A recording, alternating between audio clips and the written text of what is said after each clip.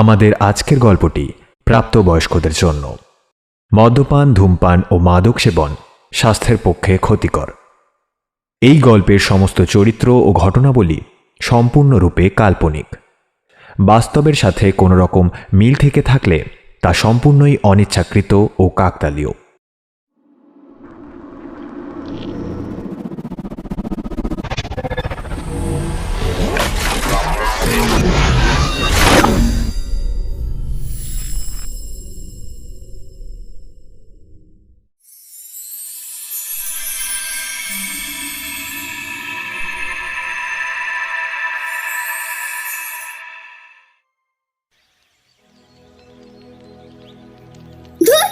কিচ্ছুই পারো না, আমাকে বলছোই না ঠিক করে কিছু।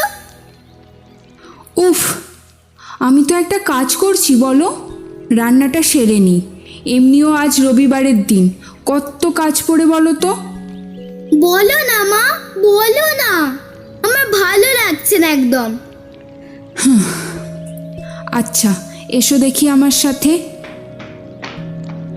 এই যে প্রফেসর বাবু, আপনার হাতা খুন্তি চামচা যে আমাকে একটুও কাজ করতে দিচ্ছে না, তাই আপনি যদি বই থেকে মুখটা সরিয়ে ওকে একটু টাইম দেন, আমি একটু কাজগুলো সারতুম আর কি। ওমা, এ কি কথা গিন্নি? কি করেছে আমার হিয়ামা? কি করেছে সে আপনি ওকেই শুধন দেখি। আমি এখন যাই, বিস্তর কাজ পড়ে আমার। কি হয়েছে হিয়ামা? ও বাবি, শীতের তো ছুটি পড়ে গেছে বলো, আর খালি ঘরে বসে আমার কিচ্ছুই ভালো লাগে না। মাকে বললাম একটা গল্প শোনাতে, কিন্তু মা তো এখন কাজ করছে। তুমি একটা গল্প শোনাও না গো। গল্প শুনবে? বেশ তো, তা কেমন গল্প শুনবে বলো? হাসির গল্প নাকি পঞ্চতন্ত্রের? না না, এসব কিছুই নয়। আমি এখন ক্লাস 7, আমি কি এখনো ছোট আছি নাকি? ভূতের গল্প শোনাও না গো ভাবি। ভূতের গল্প? আমার দাদু ভাই, মানে তোমার দাদু ভাইয়ের বাবার বেশ কিছু পুরনো ডায়েরি আছে, আর তাতে রয়েছে খুব ভালো ভালো কিছু গল্প। তাহলে সেটা তোমাকে শোনাতে পারি, শুনবে? তন্ত্র মন্ত্র আর তান্ত্রিকের গল্প। তান্ত্রিকের গল্প? হ্যাঁ হ্যাঁ, শুনবো। অমন গল্প তো আমার খুব ভালো লাগে। তান্ত্রিকের গল্প? তবে সে তান্ত্রিক নয় হিয়ামা, এটা হলো তারানাথ তান্ত্রিক, সব্বার সেরা। তুমি এখানে চুপটি করে বসো, আমি গিয়ে একবার বুকশেলফ থেকে দাদুর ডায়েরিগুলোর মধ্যে থেকে একটা নিয়ে আসি। এটা কি গল্প ভাবি? এটা হচ্ছে তারানাথ তান্ত্রিক ও সময় চক্র। এবারে কিন্তু আর দুষ্টুমি নয় মা, মন দিয়ে শোনো, মন খারাপের গল্প। শস্য শ্যামলা সবুজে ভরা আমাদের এই বাংলা, সেই বাংলা তথা সারা বিশ্বব্যাপী ছড়িয়ে রয়েছে সাহিত্যের সুবিশাল এলডোরাডোর খনি। আর আমরা সেই খনি থেকেই বিশিষ্ট কিছু গল্প আপনাদের কাছে উপস্থাপন করব গল্পগুচ্ছের মাধ্যমে। আজ থেকে শুরু হচ্ছে আমাদের নতুন একটা সাগা। আমাদের আজকের গল্পের লেখক হলেন আমাদের সকলের প্রিয় এবং দ্য ট্রিনিটির co-owner and co-founder Shri Kumarjit Kundu. 1997 সালে 1 অক্টোবর দক্ষিণ 24 পরগনা জেলার অন্তর্গত বজবজে তিনি জন্মগ্রহণ করেন। ক্যালকাটা ইউনিভার্সিটি থেকে জুলজিতে গ্র্যাজুয়েশন কমপ্লিট করে তিনি স্পেসোনোভা জেনোবায়োলজি ডিপার্টমেন্ট থেকে জেনোবায়োলজিতে ও মিউটাজেন নিয়ে ইন্টার্নশিপ শেষ করে চন্দননগর গভর্নমেন্ট কলেজ থেকে পোস্ট গ্র্যাজুয়েশন কমপ্লিট করে বর্তমানে উচ্চশিক্ষা গ্রহণের প্রস্তুতি নিচ্ছেন। পাশাপাশি সাহিত্য ও একাধারে সঙ্গীত চর্চার উপরেও তিনি বিশেষভাবে যত্নশীল। তার লেখালেখি শুরু হয় স্কুল জীবনে। স্কুলের প্রকাশিত ম্যাগাজিনে নিয়মিত লেখা দিতেন। এরপর ইচ্ছে ডানা সহ বিভিন্ন ছোট বড় পত্রিকার সাথে যুক্ত হয়ে নিজের অসামান্য কৃতিত্বের পরিচয় দিয়েছেন পাঠক মহলে, যার মধ্যে গান, কবিতা, ছোট গল্প বিশেষভাবে দাগ কেটেছে সাহিত্য ও সংস্কৃতি বিভাগে। তার অন্যতম কিছু সৃষ্টি হল ভালোবাসি, সময়চক্র, মনে রেখো, তোমার আমার যাত্রা, না বলা কিছু কথা, ডোডো ইত্যাদি, যা ইতিমধ্যেই বহু মানুষের মন স্পর্শ করে গিয়েছে। এটাই তাহার তারানাথ তান্ত্রিকের ফ্যানফিকশন হিসাবে লিখিত প্রথম বড় গল্প। শুনতে থাকুন তারানাথ তান্ত্রিকের ফ্যানফিকশন, তারানাথ তান্ত্রিক ও সময়চক্র।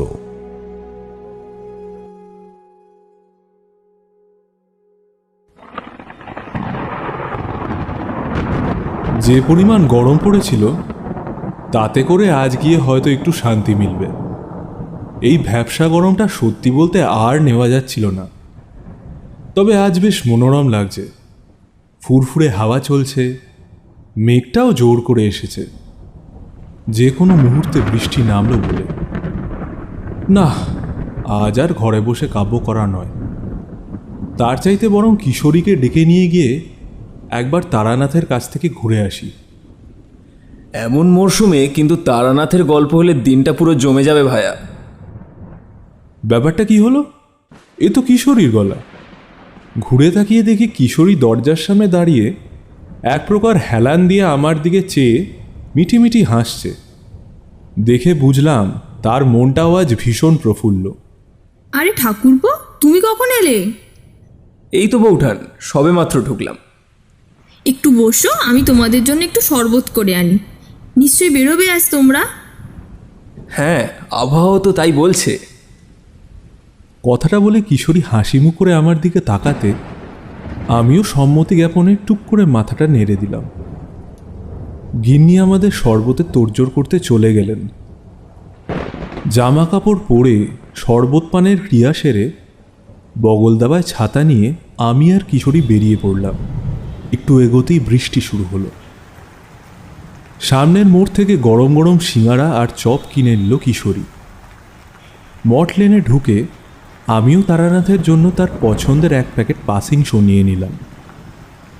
যখন তারানাথের ঘরে গিয়ে ঢুকলাম তখন মুষলধারে বৃষ্টি নেমেছে। এমা, ছাতা থাকতেও দেখছি আপনারা বেশ ভালো রকমই ভিজে গেছেন। ওই আর কি, বাইরে যা বৃষ্টি। দাঁড়ান দেখি। বলে ভিতরে দৌড়ে গিয়ে চারি একটা গামছা নিয়ে এলো। নিন নিন, ভালো করে মুছে নিন তো চটপট। গা হাতটা ভালো করে মুছে নিলাম দুজনেই। কিশোরী তেলে ভাজার ঠোঙাটা চারির হাতে দিয়ে বলল, আমরা গিয়ে বসছি, তুমি একটু ভালো করে মুড়ি মেখে আনো দেখি। আচ্ছা কাকাবাবু, আপনারা বসুন, আমি নিয়ে আসছি। আর বলছি, চা খাবেন তো? হ্যাঁ নিশ্চয়ই। এই বলে আমরা ভিতর ঘরে গিয়ে ঢুকলাম। তারানাথ এক মনে জানলার সামনে দাঁড়িয়ে বৃষ্টি দেখে চলেছে। তাকে আজকে অন্য দিনের তুলনায় একটু অন্যরকম বোধ করলাম। তবে শুধু আমি একা নয়, কিশোরীও একই জিনিস অনুভব করায় একবার আমার চোখের দিকে চোখ বুলিয়ে নিল। তারপর এক প্রকার হাসি মুখ করেই সে তারানাথকে জিজ্ঞাসা করল, কি রে মশাই, এই বৃষ্টি বাদলার দিনে একখান জমজমাট গল্প হবে তো নাকি? কিশোরীর প্রশ্নের উত্তর হিসেবে তারানাথ দেখলাম একটু নড়ে চড়ে আমাদের দিকে তাকালো। বেশ বুঝলাম সে এতটাই নিমগ্ন হয়ে বৃষ্টি দেখছিল যে আমরা কখন ঘরের ভেতর এসে দাঁড়িয়েছি সেটিও খেয়াল করেনি। তাই এক প্রকার নিজেকে ধাতস্থ করে তারানাথ বলল, সে তো হলেই হয়। তবে কি জানো তো, আমাদের মনের গহীনে এমন কিছু কিছু ঘটনা লুকিয়ে থাকে যা হঠাৎ করেই বিদ্যুতের ঝলকানির মতো সহসা মনে পড়লে মনে বড় ব্যথা দেয়। তারানাথের এইরূপ কথা শুনে তার অন্যমনস্কতার কারণ বোঝা বড় একটা কঠিন হল না। প্রশ্ন করলাম, যেমন আপনার জীবনে এমন কি ঘটনা আছে যেটা আপনাকে এতটা উদ্বিগ্ন করে তুলেছে?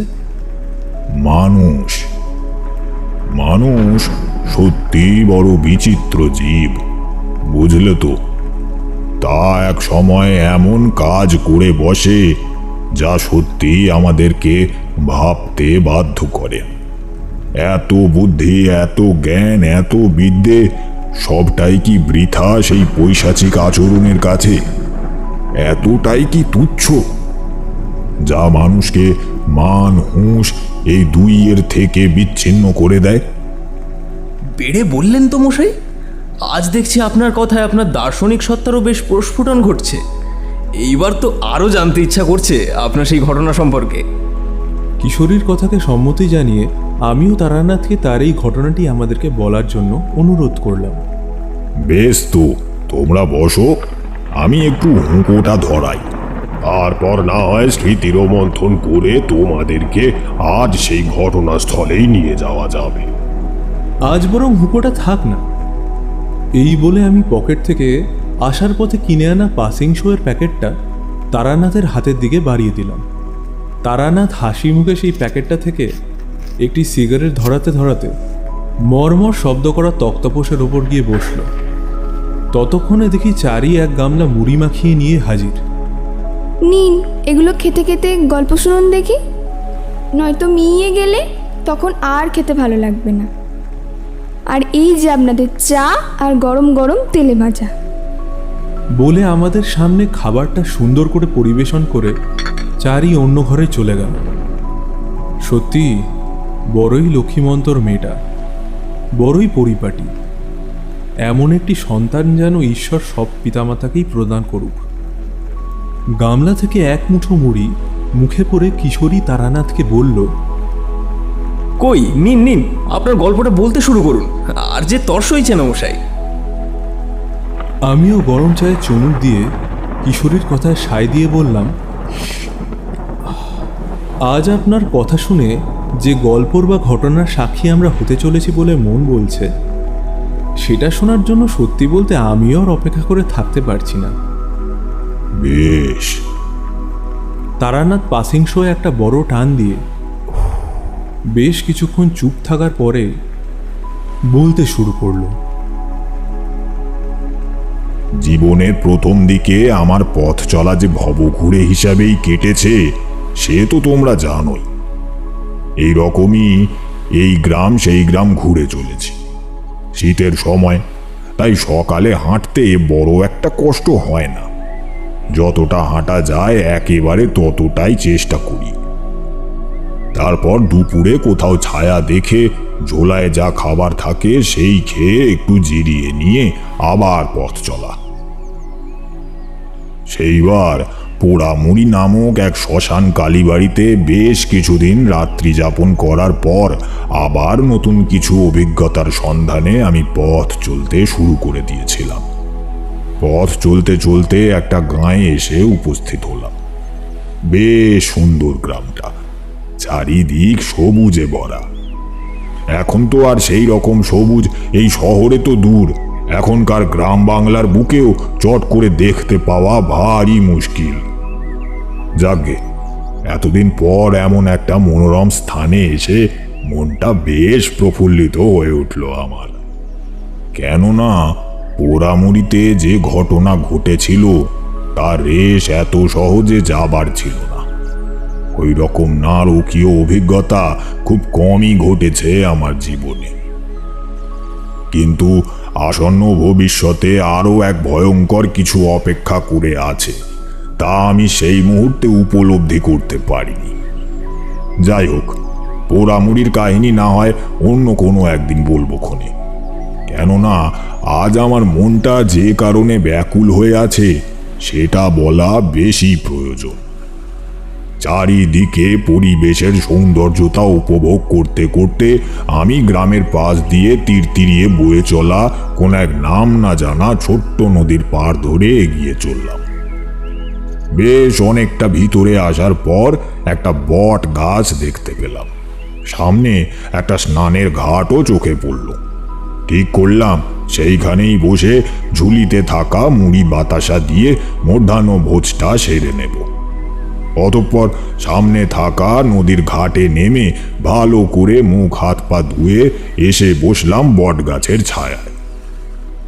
ঝোলা থেকে মুড়ি বাতাসা বার করে দুপুরের খাওয়াটা সম্পন্ন করে নিলাম। তারপর এই কথা সেই কথা ভাবতে ভাবতে কখন যে চোখ লেগে গেছে সেটা ঠাহরি করে উঠতে পারিনি। ঘুম ভাঙল একজন ভদ্রলোকের ডাকাডাকিতে। ঠাকুরমশাই, ঠাকুরমশাই, আমাকে আমাকে আমাকে রক্ষা করুন। উদ্ভ্রান্তের মতন এদিক ওদিক ছুটে বেরিয়েছি সাহায্যের খোঁজে। আজ স্বয়ং ঈশ্বর আপনাকে পাঠিয়েছেন। আমি দূর থেকেই বুঝতে পেরেছি আপনি একজন সিদ্ধ পুরুষ। আমি যেহেন বিপদে পড়েছি কেবল আপনিই পারেন সেখান থেকে আমাকে আর আমার পরিবারকে রক্ষা করতে। চেহারা এবং তার আভূষণে আভিজাত্যের ছোঁয়া সুস্পষ্ট।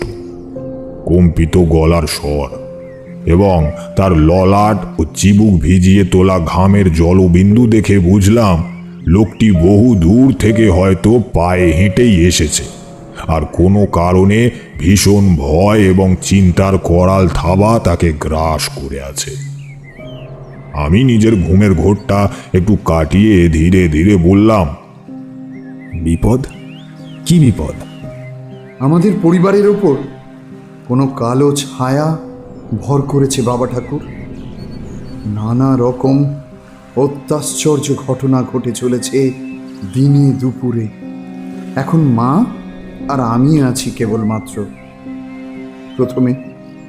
প্রথমে আমার স্ত্রীকে কেউ জ্যান্ত অবস্থায় পুড়িয়ে তার দেহ বাড়ির সামনে পাকুর গাছটায় ঝুলিয়ে দেয়।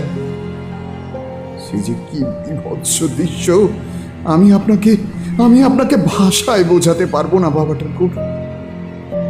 একে তো এইরূপ মৃত্যু, তার উপরে কেউ যেন ধারালো কিছু দিয়ে তার সম্পূর্ণ শরীর ক্ষত বিক্ষত করে দিয়েছে। পেটের ভিতর থেকে সব নাড়ি ভুড়ি যেন একাকার হয়ে গেছে।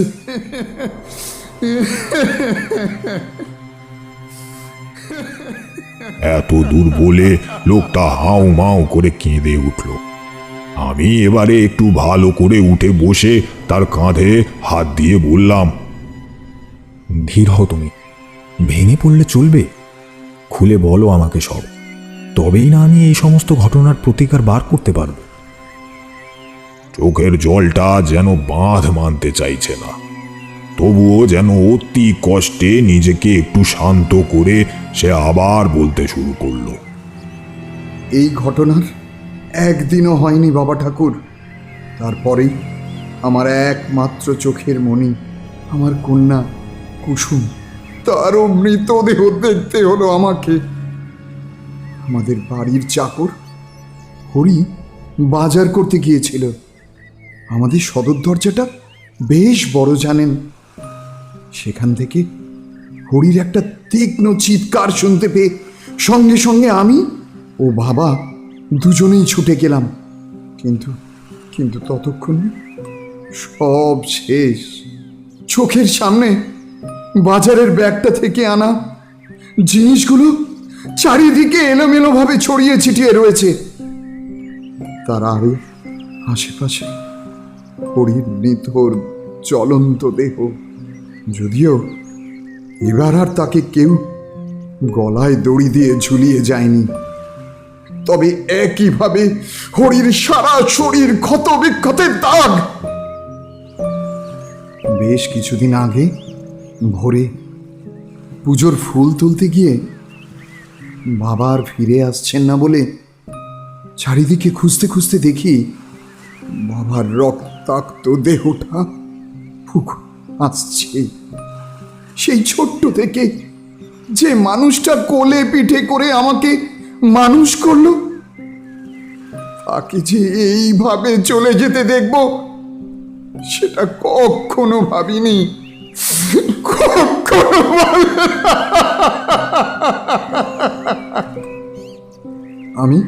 আমি নিজের কথা ভাবি না বাবা ঠাকুর, কিন্তু একমাত্র চিন্তা আমার মাকে নিয়ে। আমার মাকে আপনি বাঁচান বাবা, আমার মাকে আপনি বাঁচান, রক্ষে করুন। একটু যাবেন বাবা আমার সাথে? আপনার থাকা খাওয়ার কোনো রূপ ত্রুটি হবে না, আমি আপনাকে কথা দিচ্ছি, আপনার কোনো ত্রুটি হবে না। তার মুখে এইরূপ বিবরণ শুনে আমার মনটাও ভীষণ ভার হয়ে গেল। তাকে আশ্বাস দিয়ে আমি বললাম, তুমি চিন্তা করো না, আমি আমার যথাসাধ্য চেষ্টা করব। আর কেবল তোমার মা নন, আমি থাকতে তোমারও কোনো ক্ষতি হতে দেব না। যে বা যারা এই হীন কাজে লিপ্ত, আমি তাদের গুরু দণ্ড দেব, কথা দিলাম আমি। নাও একটু জল খেয়ে নাও দেখি। বলে আমি ঝোলা থেকে জলের পাত্র বার করে তাকে বাড়িয়ে জিজ্ঞাসা করলাম, তোমার নামটা? সে এক নিঃশ্বাসে জলটা শেষ করে উত্তর দিল, আমার নাম রুদ্রাগ্নি মৈত্র বাবা ঠাকুর। তারপর উঠে বসে আমাকে করো জোরে প্রণাম করে বলল, চলুন বাবা ঠাকুর, বাকি কথা আমার নিবাসে গিয়ে সম্পন্ন করবেন। অনেকটা পথ যেতে হবে আমাদের, গ্রাম থেকে অনেক দূরে আমাদের বাড়িটা। আর হ্যাঁ, এই বিপদ থেকে রক্ষা পেলে আমি আপনাকে কিন্তু খালি হাতে ফেরাবো না, আপনাকে কথা দিচ্ছি। তোমায় ও তোমার পরিবারকে রক্ষা করে পূর্বাতীত ঘটে যাওয়া নির্মমতার যদি সঠিক বিচার করে অপরাধীদের শাস্তি দিতে পারি, সেটাই আমার কাছে মানব ধর্মের সর্ববড় পারিশ্রমিক হবে। অর্থ সেথায় অতি তুচ্ছ। বলে আমি তার সঙ্গে হাঁটা লাগালাম। কিছু দূর যাওয়ার পর রুদ্রাগ্নি একটা গরুর গাড়ি করে নিল। দুজনে চেপে বসলাম তাতে। তারপর গরুর গাড়ি আমাদেরকে নিয়ে এগিয়ে চলল মৈত্র নিবাসের উদ্দেশ্যে। পথে যেতে যেতে কানে ভেসে এলো কত সব পাখির মন মাতানো কলরব। শীতের দুপুরে এমন মিষ্টি মধুর সুর বাঙালির মনে এক অসাধারণ হিল্লোল সৃষ্টি করলেও কিছুক্ষণ আগে শোনা সমস্ত বর্ণনা আমার মনটাকে বড্ড উদাসীন করে তুলেছিল। মানুষ সত্যিই বড় বিচিত্র এক জীব। লোভ, আকাঙ্ক্ষা, হিংসায় অন্ধ হয়ে কত অমানবিক কাণ্ডই না করে বসে। মৈত্র পরিবারের উপরে কার আক্রোশ এসে পড়েছে সেটা খুঁজে বার করাটাই আমার প্রাথমিক কাজ। একটি ছোট্ট মেয়েকে এমন নৃশংসভাবে হত্যা করতে পারে যে তাকে আমি কদাপিও ক্ষমা করব না। এই সব ভাবতে ভাবতে আমার চোয়ালটা শক্ত হয়ে উঠল। মিনিট 20 গাড়িতে যাওয়ার পর গরুর গাড়ি একটা বিশাল 2 মহলা বাড়ির সামনে এসে দাঁড়ালো। দেখে বুঝলাম এটাই মৈত্র নিবাস। তোমার ভাড়াটা? বলে রুদ্রাগ্নি গাড়ি চালককে তার প্রাপ্যটা বুঝিয়ে দিল। এবার সে আমাকে সেই বড় ফটক দিয়ে বাড়ির ভিতরে নিয়ে এলো। আভিজাত্যের ছোঁয়া চারিদিকে বর্তমান। সামনের বাগানটা যদিও অপরিচর্যায় বেশ ঘন ঝোপের সৃষ্টি করেছে। পুরো ভিটে বাড়ি জুড়ে কেমন যেন এক থমথমে ভাব। একটু এগোতে গিয়ে সেই পাকুর গাছটা চোখে পড়ল।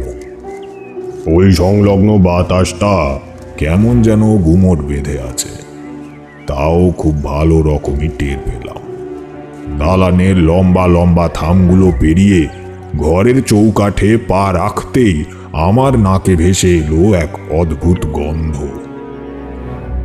ঠিক কোনো ছাতা যেমন দীর্ঘদিন কর্দমাক্ত জলে পচে যে প্রকার ভ্যাপসা দুর্গন্ধ সৃষ্টি করে, তেমনই সাথে নাকে এলো আরও একটি আঁশটে গন্ধ, যা আমাকে স্পষ্টতই জানান দিয়ে গেল এই বাড়িতে একাধিক অশরীরী বা প্রেতের করাল থাবা পড়েছে, যে কারণেই মৈত্র পরিবারের আজ এই দুর্দশা। বাবা ঠাকুর, আপনি এখানে একটু বসুন, আমি মাকে ঘর থেকে ডেকে নিয়ে আসি। বলে আমাকে সদর ঘরের একটা সুন্দর কারুকার্য করা চেয়ার এগিয়ে দিয়ে রুদ্রাগ্নি ভিতরের ঘরে চলে গেল। মা, ও মা, মাগো। আমি সেখানে বসে এদিক ওদিক চেয়ে ঘরটা পর্যবেক্ষণ করতে লাগলাম। বড় বড় থামগুলো বেশ সুন্দর সুন্দর নকশা দ্বারা কারুকার্য করা। মার্বেল পাথর দিয়ে সারা ঘরের মেঝে যে সুসজ্জিত, সেটা ঘরে পা রাখার সাথে সাথেই দেখতে পেয়েছিলাম। উপরের দিকে তাকাতে যেটা চোখে পড়ল সেটা হলো বিশাল সাইজের ঝাড়বাতিটা। অতি সূক্ষ্ম সূক্ষ্ম শৌখিন কাজে সেটা বানানো হয়েছে অতি নিপুণতার সাথে। এই সবই দেখে চলেছি, হঠাৎ পাশের ঘর থেকে রীতিমতন দৌড়ে আমার পায়ের কাছে এসে পড়লেন এক 50 ঊর্ধ্ব বিধবা মহিলা। বলাই বাহুল্য ইনি রুদ্রাগ্নির মা চারুলতা দেবী। এ কি করছেন মা? আপনি আমার থেকে বয়সে অনেক বড়, এইভাবে আমার পায়ে হাত দিয়ে আমাকে পাপের ভাগিদার করবেন না মা। উঠুন উঠুন। বাবা, বাবা, তুমি তো খোকার মুখে সবটাই শুনেছো। আমার পরিবারের কি অবস্থাটাই না হয়েছে। সকল কাছের মানুষগুলোকে একে একে আমি হারিয়ে ফেলেছি। কখনো কন্যা সমান বৌমাকে, আবার কখনো আমার চোখের মণি কুসুমকে। নিজেরই চোখের সামনে আমি অমন হবে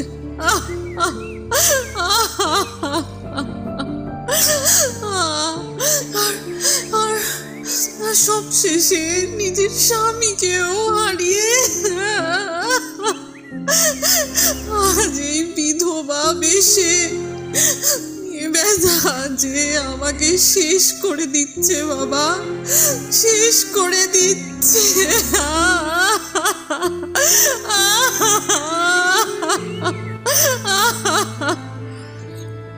আপনি আমাকে বাবা বলে ডেকেছেন মা।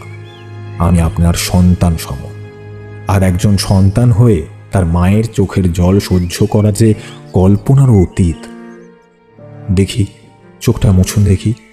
আমি যথাসাধ্য চেষ্টা করব আপনাদের পরিবারের প্রত্যেকটা মানুষগুলোর সঙ্গে যে বা যারা এহেন নৃশংস অমানবিক কাজ করেছে তাদেরকে যথোপযুক্ত শাস্তি দিতে। দোষীরা এই ভুবনে পরমেশ্বরের অধীনে থেকে চিরকাল মুক্ত চেতনে মুখোশের আড়ালে ঘুরে বেড়াতে পারে না। কালের চক্রে বিধির বিধানে দোষীদের নিধন যে অবধারিত মা। আপনি নিশ্চিন্ত থাকুন।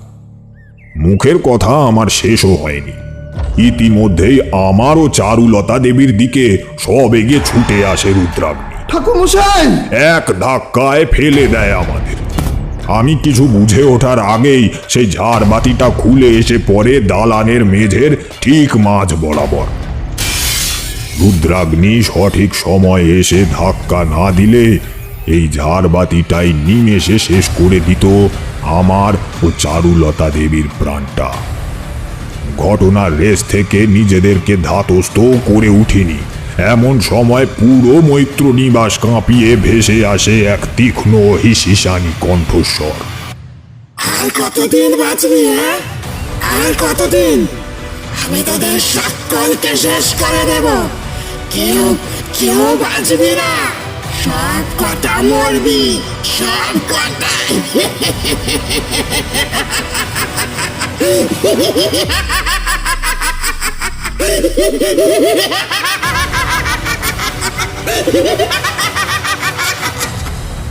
বলেই ধীরে ধীরে ফিকে হয়ে যায় সেই কণ্ঠস্বর, আর সাথে সাথেই সমগ্র বাতাসে ভরে ওঠে এক বিশ্রী অপার্থিব আষ্টে ব্যবসানী গন্ধ। মা, বাবা ঠাকুর, আপনারা ঠিক আছেন তো? আমাদের জন্য আপনারও যে এইভাবে প্রাণ সংশয় ঘটতে পারে এ আমি একেবারেই বুঝতে পারিনি বাবা ঠাকুর। আমাকে ক্ষমা করবেন। কথাটা বলে চারুলতা দেবী ও আমাকে অতি সন্তর্পণে তুলে মাথা নিচু করে এরূপ ঘটনার জন্য নিজেকে দোষীর কাঠগড়ায় সাব্যস্ত করে দাঁড়িয়ে রইল রুদ্রাগ্নি। আমি তার প্রশ্নের উত্তরে বললাম, এসব খুবই স্বাভাবিক, এই নিয়ে তুমি বিচলিত হও না।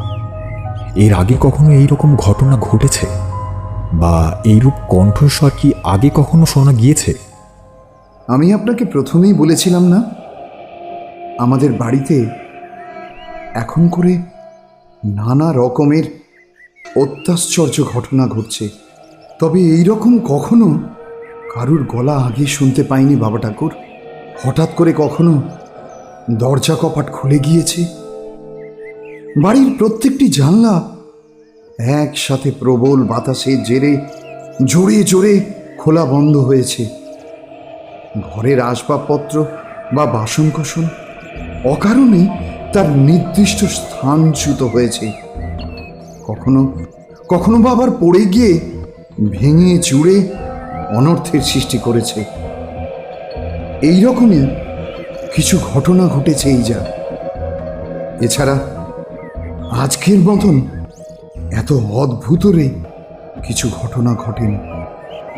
তবে প্রত্যেকবার যখন কেউ বাড়ির মারা গিয়েছে তখন করেই এই জিনিসগুলো যেন আরো বেশি করে প্রত্যক্ষ করেছি বাবা ঠাকুর।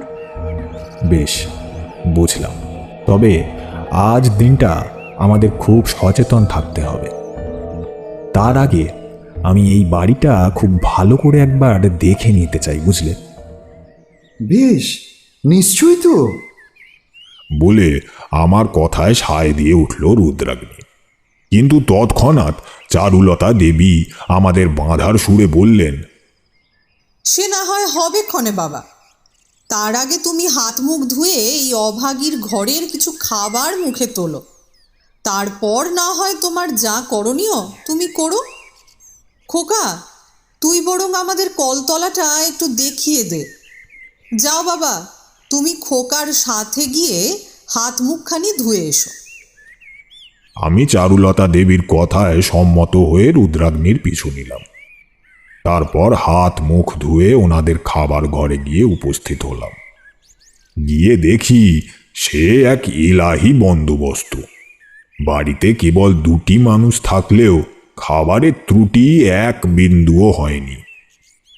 সরু চালের ভাত, পোস্ত দিয়ে নোটে শাক ভাজা, শুক্তো, মাছের মাথা দিয়ে সোনা মুগের ডাল, সবজি দিয়ে একটা ঘ্যাঁট, বিশাল বড় একটা রুই মাছের মাথা, চাটনি, পাঁপড়, সাথে ঘরের তৈরি কড়া পাকের সন্দেশ, আর এক বড় জামবাটিতে ঘন দুধ। খাওয়াটা একটু ভারী হয়ে গিয়েছিল আমার জন্য, তাই ঠিক করলাম একটু বিশ্রাম নিয়ে তারপর এই বাড়ির চারপাশটা ঘুরে দেখব। সেই মতো আমি রুদ্রাগ্নিকে জানিয়ে আমার জন্য ধার্য করা শয়নকক্ষে গিয়ে বিশ্রাম নেয়ার জন্য প্রস্তুত হলাম। পথ ক্লান্তির জেরে চোখটা আপনা হতেই বন্ধ হয়ে এলো। কতক্ষণ ঘুমিয়েছিলাম তা সঠিক অর্থে জানি না, তবে ঘুম ভাঙল এক ভয়াবহ দুঃস্বপ্ন দেখে। প্রথমে দেখলাম কোনো এক মানুষকে একটা গাছের সঙ্গে বেঁধে জীবন্ত পুড়িয়ে মারা হচ্ছে। তার পরক্ষণেই দেখলাম যে একটা পুকুরের জলের মধ্যে থেকে উপরে উঠে আসছে একটা হাত, আর তার পর মুহূর্তেই সকালের সেই পৈশাচিক কণ্ঠের হাড় হিম করা হিসহিসানি হাসির শব্দ শুনতে পেলাম। এই স্বপ্ন দেখে আর কিছুতেই নিজের মনকে শান্ত করে রাখতে পারলাম না। অন্তর থেকে কেউ যেন আমাকে বারবার জানান দিতে লাগলো, আমি যা দেখছি তা একেবারেই সত্যি নয়। এমন কিছু আছে যা আমার কাছে অজানা, আর সেই অজানা রহস্যই হলো এই সমস্ত অলৌকিক ঘটনার মূলে। আর সময় নষ্ট করা উচিত নয় স্থির করে বৈঠকখানায় গিয়ে উপস্থিত হলাম। গিয়ে দেখি রুদ্রাগ্নি কিছু কাগজপত্র দেখছে মনোযোগ সহকারে। আমি বললাম, আসবো? আমার দিকে তাকিয়ে সে বলল, এ কি করছেন? না না না না না, আমার থেকে অনুমতি নিয়ে আমাকে আর লজ্জা দেবেন না দয়া করে। তার কথায় মৃদু হেসে আমি বললাম, আমার তোমার কাছে কিছু জানার আছে। হ্যাঁ, বলুন না, আপনি কি জানতে চান? আচ্ছা রুদ্রাগ্নি, তুমি আর তোমার পরিবার কি আমার কাছ থেকে কিছু লুকিয়ে যাচ্ছ, যা হয়তো এই সমস্ত ঘটনার সহিত গভীরভাবে সম্পর্কযুক্ত? দেখো, তোমরা যদি আমাকে সবটা পরিষ্কার করে না বলো তাহলে কিন্তু আমি কোনোভাবেই তোমাদের আসন্ন বিপদের হাত থেকে রক্ষা করতে পারবো না। তাই এমন যদি কিছু থেকে থাকে তা সম্পর্কে আমাকে আগে থেকে অবগত করো। এক নাগারে কথাগুলো সম্পন্ন করে রুদ্রাগ্নির দিকে তাকালাম তার অভিব্যক্তি বোঝার উদ্দেশ্যে।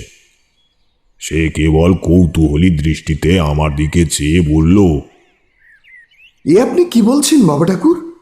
আমরা আমরা কোনো কিছু আপনার থেকে লুকোবো? এটা কি হতে পারে? যখন আমরা জানি স্বয়ং মৃত্যু প্রতি মুহূর্তে আমাদের ঘাড়ের ওপর নিঃশ্বাস ফেলছে। আপনার হয়তো কোনো ভুল ধারণা হয়েছে। দয়া করে ভুল ভাবনার বশবর্তী হয়ে আমাদের থেকে বিরূপ হবেন না। আমাদের প্রাণ আপনাকেই যে রক্ষা করতে হবে ঠাকুরমশাই। তার অভিব্যক্তি দেখে বুঝলাম হয়তো আমারই কোথাও ভুল হচ্ছে। এমন কিছু আছে যা আমাকে আরো গভীরে গিয়ে ভাবতে হবে, জানতে হবে। তাই আর কথা না বাড়িয়ে রুদ্রাগ্নিকে নিয়ে বাড়ির চারপাশের পরিবেশটা দেখতে বেরিয়ে পড়লাম। বাড়ির চারপাশের পরিবেশটা বড়ই মনোরম। চারিদিকে গাছগাছালি, পাখিদের কলরব। সবুজে মাখা গ্রাম বাংলায় এমন অপরূপ দৃশ্য সত্যি বারবার আমার মন কেড়ে নেয়। প্রকৃতির এই রূপে আমি এতটাই বিভোর হয়ে পড়ি যে কখন বেলা গড়িয়ে প্রকৃতির কোলে সন্ধে ঢলে পড়েছে তার টেরই পাইনি। ঘোর কাটে রুদ্রাগ্নির ডাকে। চলুন চলুন ঠাকুরমশাই, এবার বাড়ি ফিরে যাই। চলুন, সন্ধ্যা হয়ে আসছে। আর আর আপনার জলযোগেরও তো সময় আগত। আমি বললাম, এত চিন্তা করো না, দুপুরে যা খেয়েছি এখনো সবটা হজম হয়ে ওঠেনি, তাই একেবারে রাতেই আহার সারব। তাড়াতাড়ি পা চালাই, চলো, তোমার মা বাড়িতে একলা আছেন। এই বলে আমরা বাড়ির অভিমুখে যাত্রা করলাম। ফেরার পথে লক্ষ্য করলাম বাড়ির পিছনের দিকে একটা পুকুর। পুকুরটা দেখা মাত্রই দুপুরের দুঃস্বপ্নের সেই পুকুর থেকে উঠে আসা হাতের দৃশ্য যেন চোখের সামনে ভেসে উঠল এবং তৎক্ষণাৎ আমার মনটা ভারাক্রান্ত হয়ে উঠল। রুদ্রাগ্নিকে প্রশ্ন করলাম, আচ্ছা, পুকুরটি কাদের? উত্তরে বলল, আগে বাবা ঠাকুর আমাদের। হ্যাঁ, মাছ চাষ করা হয় এই পুকুরে। শুনে মনটা কেমন জানি কু ডেকে উঠল। আর সাথে সাথেই সেই পরিচিত অপার্থিব ভ্যাপসা আষ্টে গন্ধটা আমার নাসারন্ধে এসে এক কড়া ঝাপটা মেরে জানান দিয়ে গেল যে খুব খারাপ কিছু ঘটতে চলেছে আসন্ন সময়ে। তবে সেটা যে কি তা অনুমান করতে পারলাম না। দ্রুত পা চালিয়ে বাড়ি ফিরে সবাইকে বললাম, আমার ষষ্ঠ ইন্দ্রিয় কোনো খারাপ কিছু জানান দিচ্ছে, তাই সবাই যেন খুব সাবধানে থাকে। এরপর রাতের আহার শেষে আমি আমার নির্দিষ্ট শয়নকক্ষে এসে শুয়ে পড়লাম। তবে ঘুমের দেবী মনে হয় সেই মুহূর্তে আমার উপর অসন্তুষ্ট ছিলেন, তাই হাজার প্রচেষ্টা সত্ত্বেও কিছুতেই আর ঘুম আসছিল না। তাই বিছানার মধ্যে এপাশ আর ওপাশ করতে থাকলাম। এক সময় হয়তো দেবীর আমার ওপর কৃপা বর্ষণ হলো আর আমি ঘুমের জগতে পাড়ি দিলাম। ঘুমের মধ্যে অনুভব করলাম আমার দমটা কেমন যেন বন্ধ হয়ে আসছে। পরিবেশে প্রাণবায়ু কমে এসে এক গুমোট আবহাওয়ার সৃষ্টি করছে ধীরে ধীরে। আর তার মধ্যেই সেই আঁশটে গন্ধটা আবারও আমার নাকে তীব্র হয়ে এলো ক্রমশ। চোখ বন্ধ করে ঘুমিয়ে থাকা আমার পক্ষে আর সম্ভবপর হয়ে উঠল না। চোখ খুললাম আমি, কিন্তু চোখ খুলে আমি যা দেখলাম তা কোনো সাধারণ মানব দেখলে সেই মুহূর্তেই হৃদরোগে আক্রান্ত হয়ে হয়তো তৎক্ষণাৎ মৃত্যুর দ্বারস্থ হতো। দেখলাম আমার মুখের সোজাসুজি আর একটা নারীর মুখ, যা সম্পূর্ণরূপে দগ্ধ। মুখ থেকে পোড়া মাংসগুলো ঝুলে পড়েছে, চোখগুলো আগুনের ভাটার মতো জ্বলছে, চুলগুলো চারিপাশে পুরপুর করে উঠছে। সে এক অদ্ভুত দৃষ্টিতে আমার দিকে তাকিয়ে রয়েছে। হঠাৎই আমার কানে এলো চারুলতা দেবীর এক তীক্ষ্ণ চিৎকার, আর সাথে সাথেই সেই পাশবিক মুখ আমার সামনে থেকে অদৃশ্য হয়ে গেল। আর কাল বিলম্ব না করে আমি দৌড়ে গেলাম চারুলতা দেবীর ঘরের উদ্দেশ্যে। দেখলাম রুদ্রাগ্নিও ছুটে এসেছে মায়ের চিৎকার শুনে, আর তার কথার সাথে শুনতে পেলাম আবারও সেই পৈশাচিক হাসি। রুদ্রাগ্নি কান্না ভেজা গলায় নিজের মায়ের উদ্দেশ্যে বলতে থাকলো, মা মা মা মা মা দরজাটা খোলো না, দয়া করে দরজাটা খোলো। তুমি তুমি একটিবার দরজাটা খোলো মা। দেখো দেখো ঠাকুর মশাই এসেছেন, তোমার কোনো কোনো বিপদ হতে দেবে না। তুমি তুমি একটাবার দরজাটা খোলো শুধু মা মা। বলেই আমাকে উদ্দেশ্য করে বলে উঠল, এই দরজা তো কিছুতেই খুলছে না ঠাকুর মশাই। এখন এখন আমরা কি করব? মাকে মাকে কি করে বাঁচাবো ঠাকুর মশাই?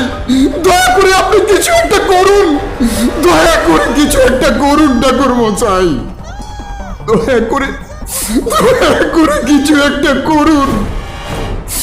আমার মাকে বাঁচান ঠাকুর মশাই, আমার মাকে বাঁচান। বলেই কেঁদে উঠল সে। দরজা না খোলায় ভেতরে কি হচ্ছে সেটা জানার জন্য আমি জানালার কাছে গেলাম। গিয়ে জানালাটায় জোরে জোরে ধাক্কা দিতে লাগলাম। এক সময় গিয়ে জানালাটা খুলে গেল, আর তারপর ভেতরে যা দেখলাম তা দেখে আমার সারা শরীর হিম হয়ে গেল। আমি দেখলাম চারুলতা দেবীর সমস্ত শরীর আগুনে ঝলসে পুড়ে যাচ্ছে, আর উনি সেই কষ্টে তীব্র চিৎকার করে সমগ্র ঘর জুড়ে ছুটে বেড়াচ্ছে। আর সারা মৈত্র নিবাস জুড়ে গম গম করছে সেই পৈশাচিক হাসির শব্দ। বাবা বলে ডাকা মানুষটিকে এইভাবে মৃত্যুর মুখে এগিয়ে যেতে দেখতে থাকা ছাড়া আমি আর কিছুই করে উঠতে পারলাম না। এক সময় চারুলতা দেবীর শরীরটা নিস্তেজ হয়ে মাটিতে লুটিয়ে পড়ল, আর সাথে সাথেই খুলে গেল সেই দরজা। সঙ্গে সঙ্গে আমরা শুনতে পেলাম সেই রক্ত জল করা পৈশাচিক হাসি, আর সেটা এবার রুদ্রাগ্নির উদ্দেশ্যে বলে উঠল, বলেছিলাম না, বলেছিলাম না, কেউ কেউ বাঁচবি না তোরা। দেখ দেখ তোদের আমি কি করি। এইবার তোর পালানো দেখবি, এইবার তুই মরবি। কি করে বাঁচবি? হ্যাঁ, কি করে বাঁচাবি নিজেকে আমার থেকে?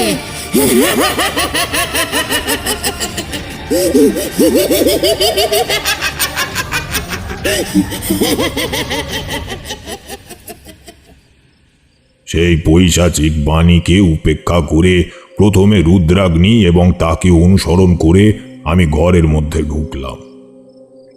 ঘরে ঢুকতেই সেই আঁশটে গন্ধটা আবার আমার নাকে এসে ঝাপটা মারল। তাই এদিক ওদিক তাকাতে আমার চোখ গিয়ে পড়ল সেই ঘরের জানালায়। দেখলাম আবার সেই পোড়া মুখটা। আমার চোখে চোখ পড়তেই অবয়বটা মুহূর্তেই সরে গেল জানালা থেকে।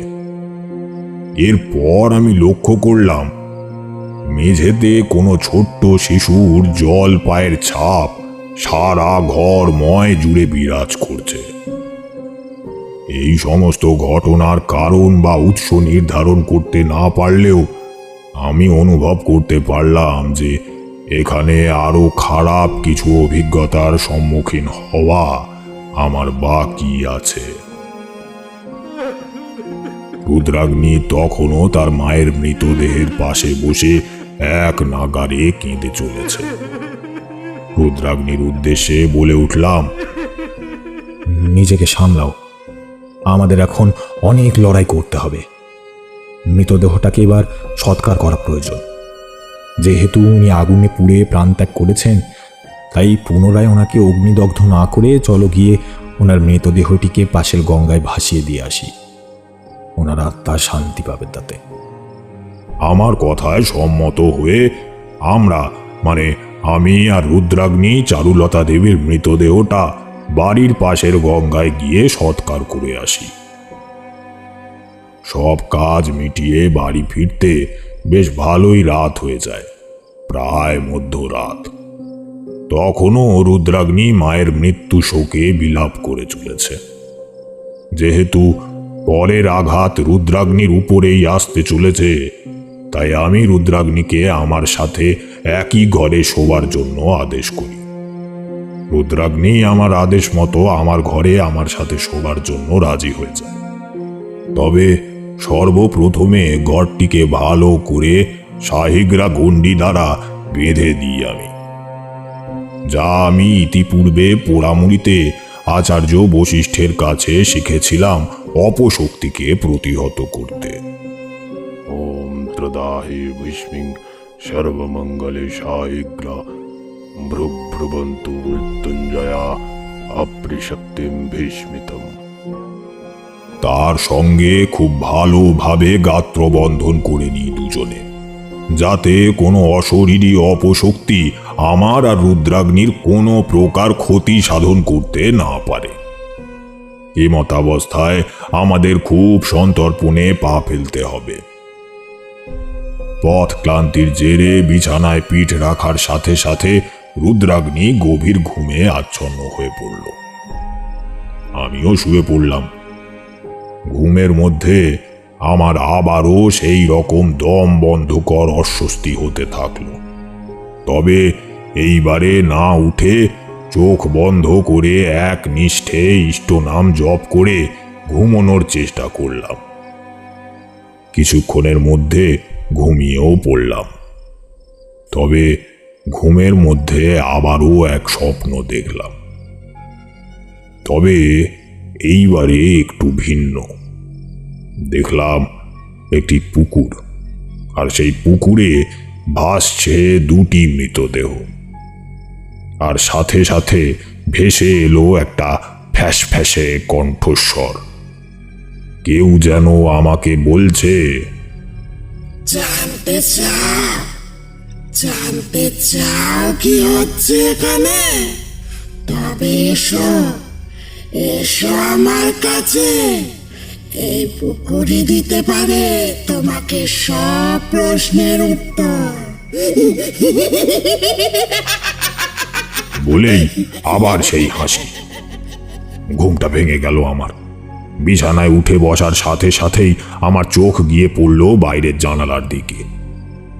দেখলাম সেই পোড়া মুখটা রুদ্রাগ্নিকে জ্বলন্ত দৃষ্টিতে মেপে চলেছে। আমার সাথে চোখাচোখি হতেই জানালা থেকে চট করে সরে পড়ল সে। মনে মনে অস্থির হয়ে ভাবতে লাগলাম, এসব কি হচ্ছে? পোড়া মুখ, বাচ্চার পায়ের জলের ছাপ, পুকুরে ভাসা মৃতদেহ, আর এখন আবার এই স্বপ্ন।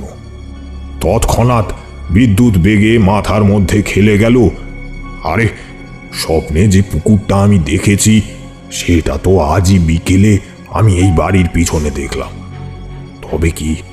তবে কি ওখানেই রয়েছে আমার সব প্রশ্নের উত্তর? আর এক মুহূর্ত সময় নষ্ট না করে বেরিয়ে পড়লাম ঘর থেকে। তবে ঘর ছাড়ার আগে আমি রুদ্রাগ্নি এবং খাটটিকে মন্ত্রপুত জল দিয়ে আরও একবার খুব ভালো করে বেঁধে দিয়ে গেলাম। কারণ আমি খুব ভালো করেই জানি আমার অনুপস্থিতিতে রুদ্রাগ্নির কোনো বিপদ অবশ্যই ঘটতে পারে। ঘর থেকে বেরিয়ে লক্ষ্য করলাম আবার সেই ছোট্ট শিশুর জল পায়ের ছাপ।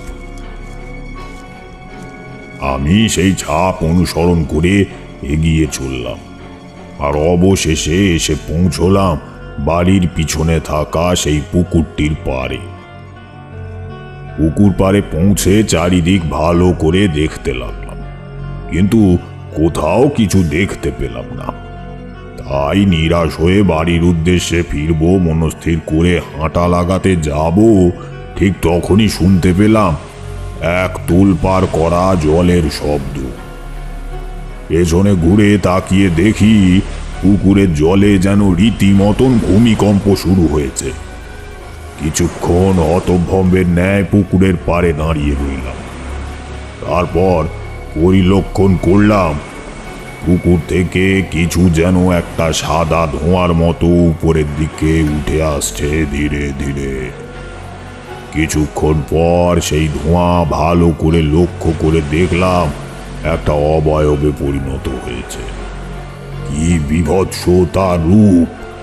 মুখটা সাদা ভ্যাট ভ্যাট করছে, ফুলে উঠেছে সারা শরীর, মুখ থেকে ঝরে পড়ছে লালা রস, চোখগুলো কোঠর থেকে ঠিকরে বেরিয়ে এসে ভাটার মতো জ্বলছে।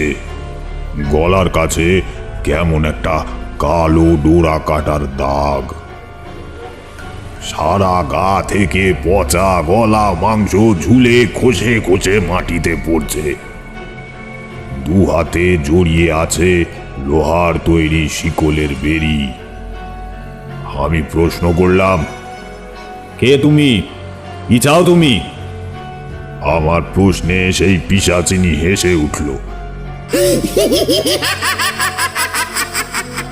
তার হাসির শব্দে সমস্ত পরিবেশ যেন কেঁপে কেঁপে উঠতে লাগলো। তারপর হেসে হেসে কণ্ঠস্বরে এসে বলে উঠল, আমি কে? আমি আমি হলাম মৃত্যু। সবাই মরবে, একে একে সবাইকে শেষ করেছি। এবার রুদ্রাগ্নি বাকি আছে। ও মরবে, শেষ করে ফেলবো কেউ, আমি শেষ করে ফেলবো। আমি বললাম, কেন করছো তুমি এরকম? কি লাভ তোমার এই সব করে? এইরকম ভাবে নিরীহ মানুষদের হত্যা করে কি পাচ্ছ তুমি? বেশ করেছি আমি। এসব করে আমি শান্তি পাচ্ছি, ভীষণ শান্তি পাচ্ছি। আমার বুকের জ্বালা জুড়াচ্ছে। শুনবে আমি এদের কিভাবে মেরেছি? হ্যাঁ, তবে শোনো কিভাবে মেরেছি এদের।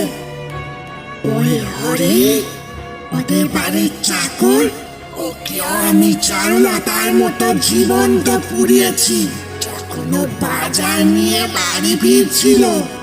তারপর ওর মৃতদেহটা আমি আমার এই নখগুলো দিয়ে ছিন্ন ভিন্ন করে ওদের সদর দরজার সামনে ফেলে রেখে আসি।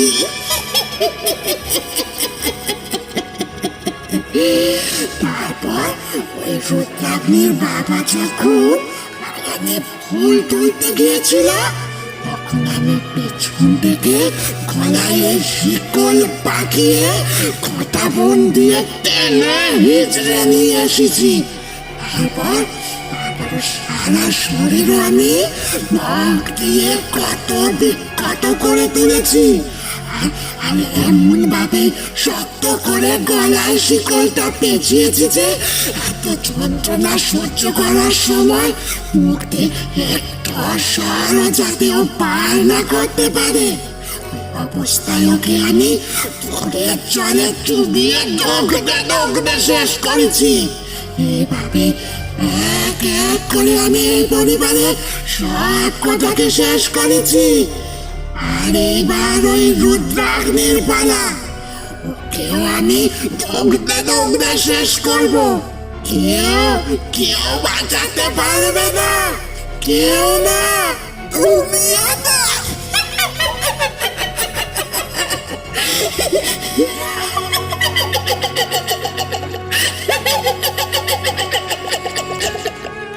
দেখো, আমি জানি না তোমার সাথে এই পরিবারের কিসের শত্রুতা, তবে তুমি যেটা করছো সেটা মোটেও ঠিক নয়।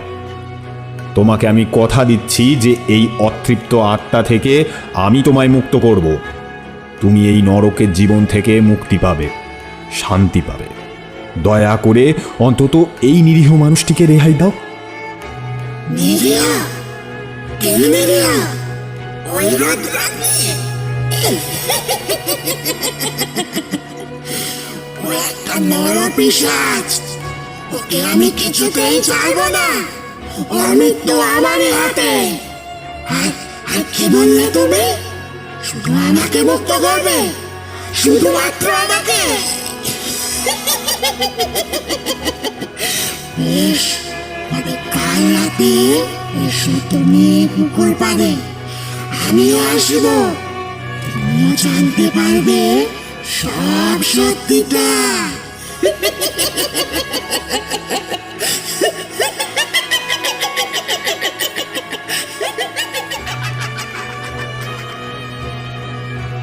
এই বলে সেই অবয়বটা ধীরে ধীরে অদৃশ্য হয়ে যায়।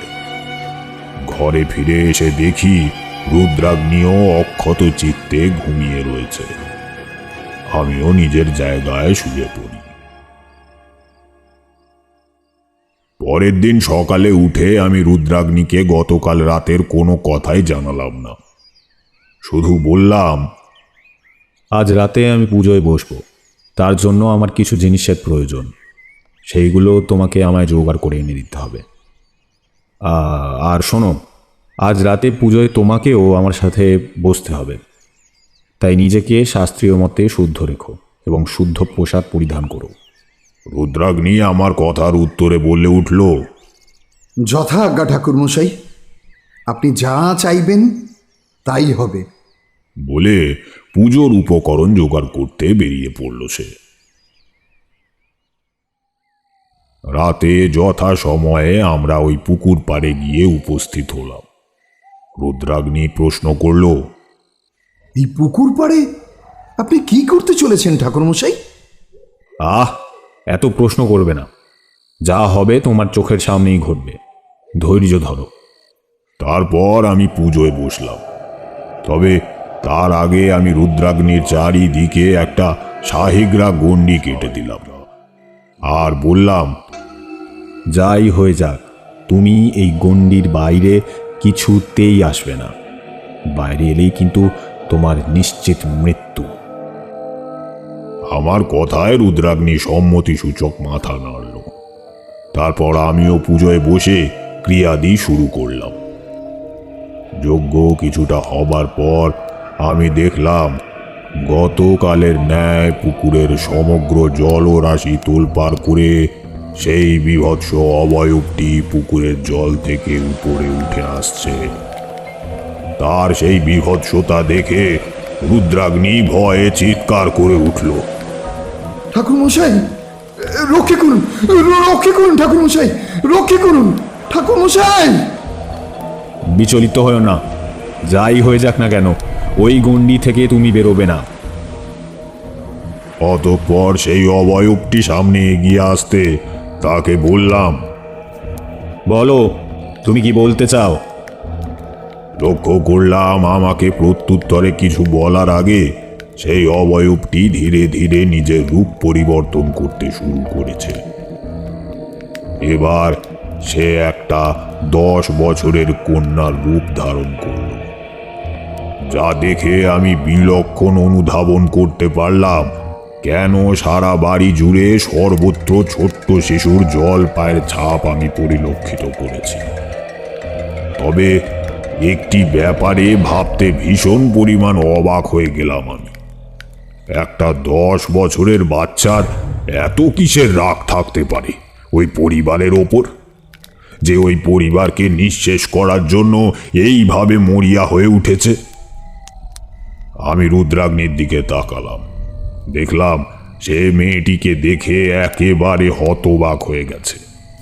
বুঝলাম কোনো একটা বিশেষ ব্যাপার তো আছেই যা আমার জানা নেই। আমি আবার সেই মেয়েটির দিকে ফিরে তাকালাম। মেয়েটি এবার বলতে শুরু করলো, আমি হলাম কুসুম। তুমি কাল যাকে নিরীহ মানুষ বলেছিলে, সেই মানুষটির মেয়ে আমি। তবে শোনো তোমার এই নিরীহ মানুষের কর্মকাণ্ড। সে ঠিক কতটা নীচ, কতটা জঘন্য মনের মানুষ। আমার মায়ের নাম মীরা। আমার মা ছিল এই গ্রামের সব থেকে সুন্দরী মহিলা এবং তেমনই অসাধারণ সুমিষ্টি তার গানের গলা। প্রত্যেক দিন আমাকে গান গেয়ে ঘুম পাড়াতো মা। আমাকে ভীষণ ভালোবাসতো। আমাকে ঘিরেই না তার সারা জগৎ ছিল এই নরক কুঠিতে। এই মানুষটা আর তার পরিবার আমার মায়ের সাথে ঠিক কী কী অন্যায় করেছে আমি দেখাবো তোমায় আজ। দেখো তবে তুমি। একদিন দুপুরবেলায় মা আমাকে খাইয়ে দাইয়ে শোয়ার ঘরে এনে আমার সাথে শুয়ে শুয়ে গল্প করছিল একটু। তারপর মা আমাকে বলল, সে কথাটা শেষ করা মাত্রই ধীরে ধীরে আমাদের চোখের সামনে ফুটে উঠতে লাগলো কিছু দৃশ্য। সোনামা, ও সোনামা, অনেক তো বেলা হলো, বলো এবার চলো মা, একটু ঘুমিয়ে নেবে চলো। আমার তো কত কাজ পড়ে আছে বলো মা, ঘুমিয়ে পড়ো দেখি লক্ষ্মীটি। আচ্ছা মা, আমি ঘুমিয়ে পড়ব, তবে তোমাকেও আমাকে গান শুনিয়ে ঘুম পাড়াতে হবে কিন্তু, ঠিক আছে তো? আচ্ছা বাবা, আচ্ছা ঠিক আছে, তুমি শোও, আমি গানটা শুরু করি তাহলে।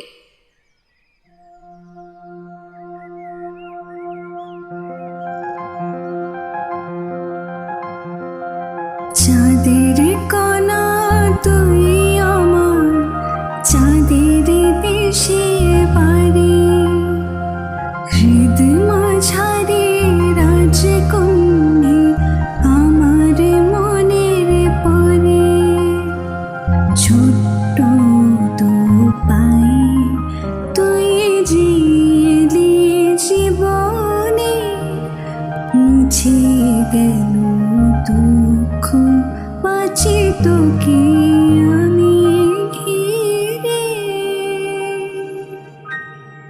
চাঁদের কণা তুই আমার, চাঁদের দেশে বাড়ি, হৃদ মাঝারে রাজকন্যা আমার মনের পরে রে, তুই আমার মনের পরে।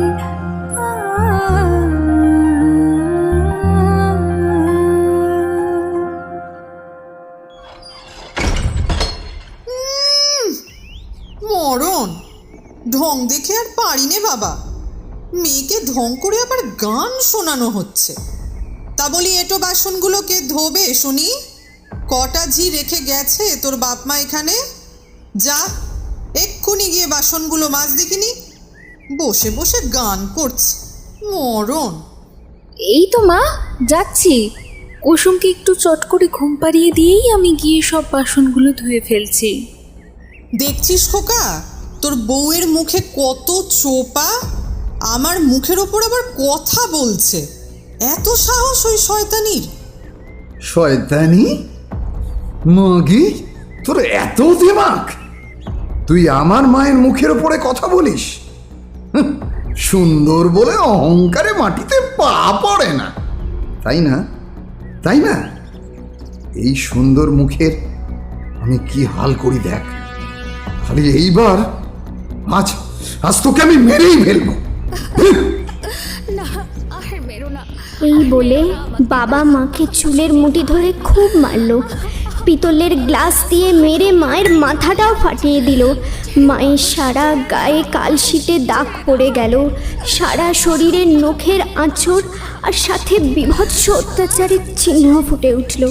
শুধু বাবা নয়, ঠাকুমা আর দাদুও সুযোগ পেলে মাকে নানানভাবে অত্যাচার করত, খুব মারত। আস্তে আস্তে মায়ের শরীরটাও ভেঙে যেতে লাগলো এত যন্ত্রণা ও অত্যাচারের ধকলে। শুধুমাত্র আমার জন্য মা সব কিছু সহ্য করত মুখ বুঝে। এইভাবেই মারধর খেয়ে কাটতে লাগলো মায়ের এক একটা দিন। তবে আরও একটা দিনের ঘটনা বলি শোনো। সেদিন ছিল গ্রামের মন্দিরে রাধা গোবিন্দের পুজো। মা গিয়েছিল মন্দিরে আমার নামে আর এই বাড়ির মঙ্গলের জন্য পুজো দিতে। গ্রামের পুরোহিত মশাই মাকে খুব ভালো করেই চিনতেন। উনি খুব ভালো করেই জানতেন যে মা খুব সুন্দর গান করে, তাই সবার সামনে তিনি মাকে খুব করে অনুরোধ করেন রাধা গোবিন্দকে উৎসর্গ করে একটা গান গাওয়ার জন্য। বৌমা, ও বৌমা, একখানি গান গাও না মা। তোমার এত মিষ্টি গলা, সেই গলায় গান গাইলে যে এই রাধা গোবিন্দের মন্দির স্মৃতিতে ভরে উঠবে মা। গাও না মা, গাও না। মা সেই বৃদ্ধের আকুতি কিছুতেই অগ্রাহ্য করতে পারেনি, তাই গ্রামের সবার সামনে রাধা গোবিন্দকে উৎসর্গ করে মা গান গেয়ে উঠেছিল। আচ্ছা ঠাকুর মশাই।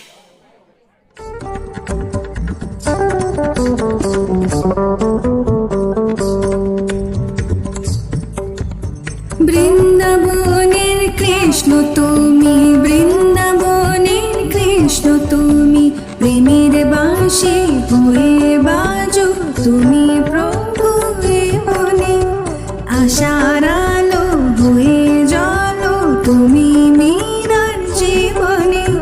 রাধা গোবিন্দ গো তুমি আগলে রাখো দুই হাতে, রাধা গোবিন্দ গো তুমি রাখো প্রেমে জড়িয়ে।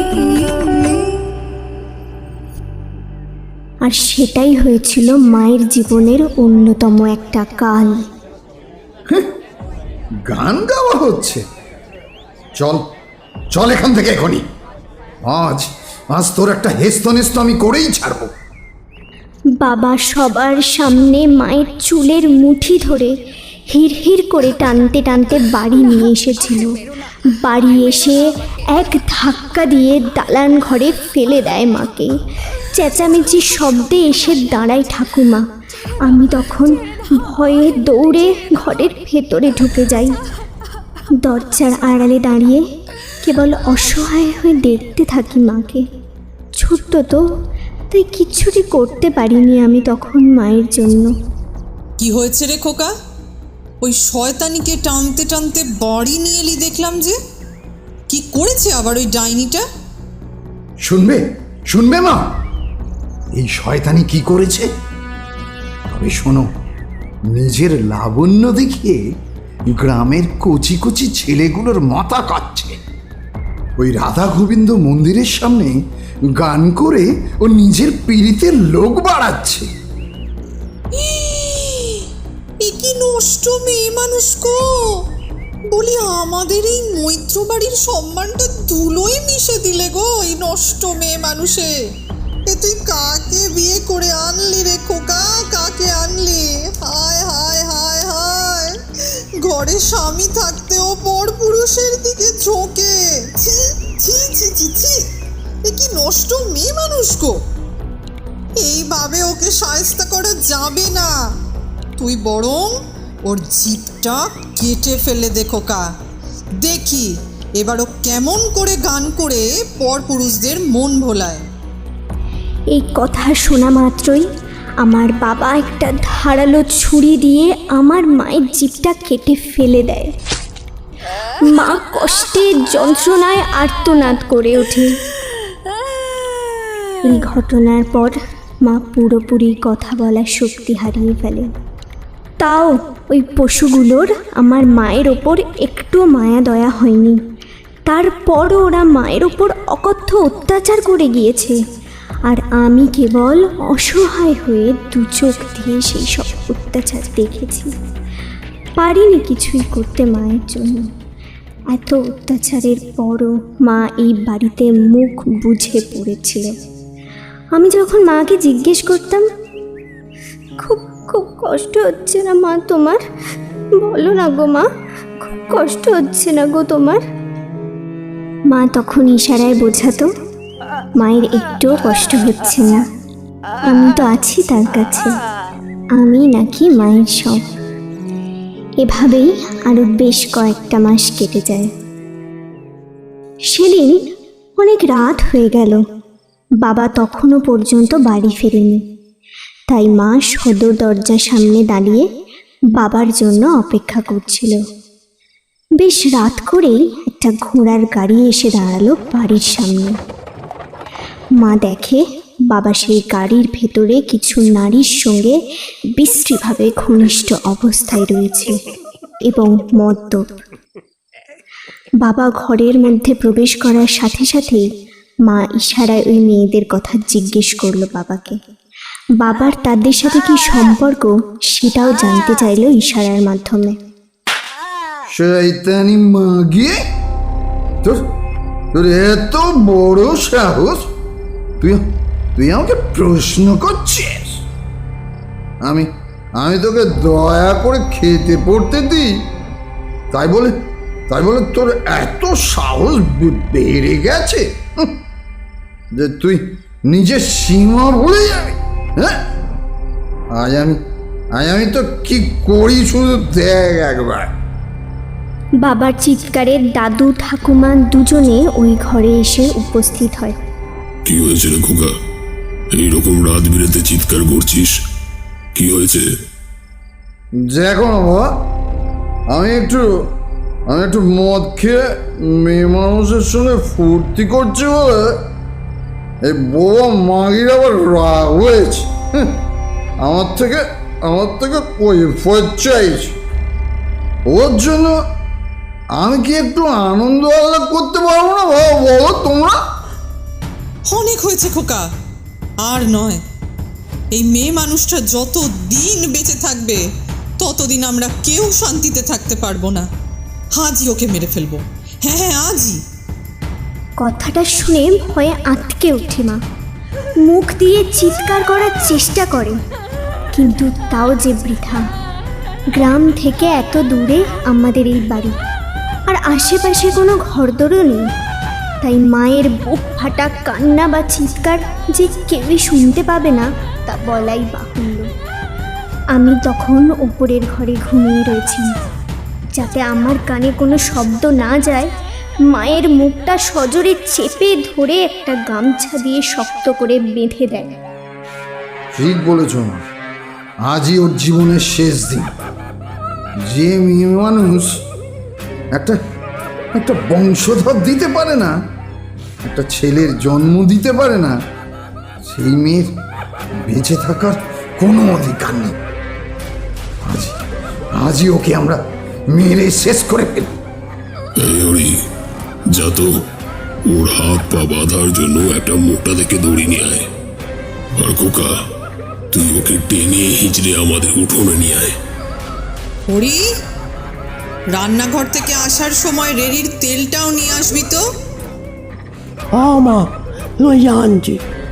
সকলে মিলে টানতে টানতে মাকে নিয়ে যায় উঠোনে। কিছুক্ষণ পর হরি কাকা আসে।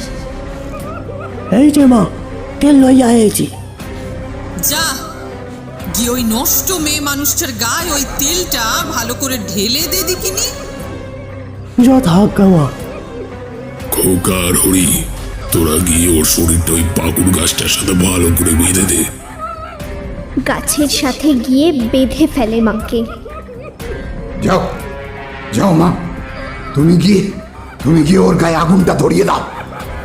এত কিছু চিৎকার চেঁচামেচিতে আমার ঘুমটা ভেঙে যায়। আমি তখন মাকে খোঁজার জন্য নিচে নেমে আসি।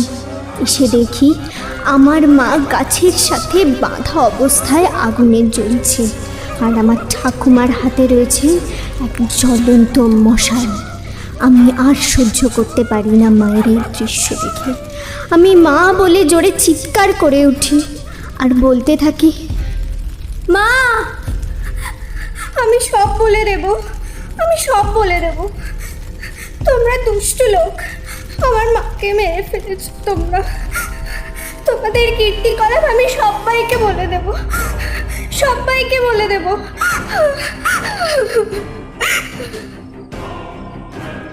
বলে গ্রামের দিকে ছুট লাগাতে যাই আমি। তখন আমার এই জন্মদাতা পিতা তার চাকরের উদ্দেশ্যে বলে ওঠে, এই হরি, যা গিয়ে ধর তুই কুসুমকে, নয়তো সর্বনাশ হয়ে যাবে। আজ ওকে ওর মায়ের সাথে শেষ করে দেবো আমি। নইলে ও আমাদের একটুও শান্তিতে থাকতে দেবে না। এই ফুচকে, এই দাঁড়া। কথাটা শোনা মাত্রই হরি কাকা দৌড়ে গিয়ে ধরে ফেলে আমাকে, টানতে টানতে নিয়ে আসে এই পশুগুলোর সামনে। ওকে কিভাবে মারবি খোকা? ও তো একটা ছোট্ট ডিবকে মেয়ে, ওকে মারা খুব সহজ। ওর সাথে কি করবি খোকা? দেখোই না খালি, এই মেয়ে তো সাঁতার জানে না। ওরই ভেতর থেকে একটা লোহার শিকল আর কলসি নিয়ে আয় তো চটপট। তারপর ওর হাত পাগুলো বেঁধে গলার সাথে শিকলটা জড়িয়ে কলসিতে বেঁধে ওকে বাড়ির পেছনের পুকুরে ফেলে দে, ডুবে মরুক সালি। হরি কাকা আমার বাবার কথা মতন কাজ করে আমার দেহটা পেছনের পুকুরে ফেলে দিয়ে এলো। আস্তে আস্তে আমার জীবনটাও শেষ হয়ে গেল আমার মায়ের মতন। এরপর সমগ্র গ্রামে রটিয়ে দিল আমার মা নাকি কোন এক পরপুরুষের সাথে পালিয়েছে আমাকে সাথে নিয়ে। কি চেয়েছিলাম বলো তো আমরা? শুধু একটু ভালোবাসা আর ভালো থাকা, বাবা দাদু ঠাকুমার আদর। তার বদলে এরা শেষ করে দিল আমাদের, শেষ করে দিল। এত দূর বলে থামলো কুসুম। এই সব শুনে আমি হতভম্বের মতো বসে রইলাম। আমার চোখ আপনা হতেই অশ্রু জলে সিক্ত হয়ে উঠল। কুসুম আবার বলে উঠল, তুমি এখানে আসার পর যে পোড়া মুখের দর্শন পেতে, সে আর কেউ নয়, আমার সেই অভাগী মা, আমার মা মীরা। তুমি এই পাশবিক জীবনের হাত থেকে আমাকে মুক্তি দেবে বলেছিলে না? তাহলে আমার মায়ের কি হবে? আমি ছাড়া যে আমার মায়ের কেউ নেই গো, কেউ নেই। সমস্ত কিছু শুনে আমার নিজের প্রতি ধিক্কার জন্মালো। আমি মানুষ চিনতে ভুল করলাম। যে মানুষ নিজের স্ত্রী কন্যাকে এইভাবে হত্যা করেছে, আমি তাকে ও তার পরিবারকে সাহায্য করার জন্য এত উঠে পড়ে লাগলাম। ছি ছি ছি ছি, রাগে ঘেন্নায় চোয়াল শক্ত হয়ে উঠল আমার। হ্যাঁ, আমাকে আমাকে বাঁচান ঠাকুর মশাই, আমাকে বাঁচান। এসব কিছু মিথ্যে, সব মিথ্যে। আমি আপনাকে অনেক টাকা দেবো, অনেক অনেক টাকা। আপনি আমাকে বাঁচান, দয়া করে আপনি আমাকে বাঁচান। তুমি শাস্তি পাবে রুদ্রাগ্নি, তোমাকে এই পাপের শাস্তি পেতেই হবে। আমি তোমাকে আর কোনো রকম সাহায্য করব না। তোমার পাপের একমাত্র শাস্তি হলো মৃত্যু। আর আর এই শাস্তি তোমাকে কুসুমই নিজের হাতে দেবে। ভাগ্যের খেলা রুদ্রাগ্নি, এই সবই ভাগ্যের খেলা। যে পাপ তুমি করেছো তার জন্য সময়ের চক্রে তোমার মতন অসুরের বিনাশ যে অবধারিত। স্বয়ং পরমাত্মার বিচারে তোমার ইহলোকে স্থান পাওয়ার কদাপিও সম্ভব নয়। এই বলে আমি যজ্ঞ ছেড়ে উঠে পড়লাম। কুসুম আবারও সেই পৈশাচিক রূপ ধরে ধীরে ধীরে রুদ্রাগ্নির দিকে এগিয়ে যেতে থাকলো। আর রুদ্রাগ্নি ভয়ে বশবর্তী হয়ে পিছিয়ে যেতে থাকলো। এক সময় পর দিক বিদিক জ্ঞান শূন্য হয়ে রুদ্রাগ্নি আমার কাটা গণ্ডি থেকে বেরিয়ে পড়ল। আর সাথে সাথেই কুসুম তার হাতে থাকা শিকলটা ছুঁড়ে দেয় রুদ্রাগ্নির দিকে। সাথে সাথেই সেটা গিয়ে রুদ্রাগ্নির গলাটা পেঁচিয়ে ধরে। রুদ্রাগ্নি চিৎকার করার জন্য মুখ খোলার সাথে সাথেই কুসুম তার ধারালো নখ দিয়ে কেটে ছিন্ন করে দেয় তার জিভটা।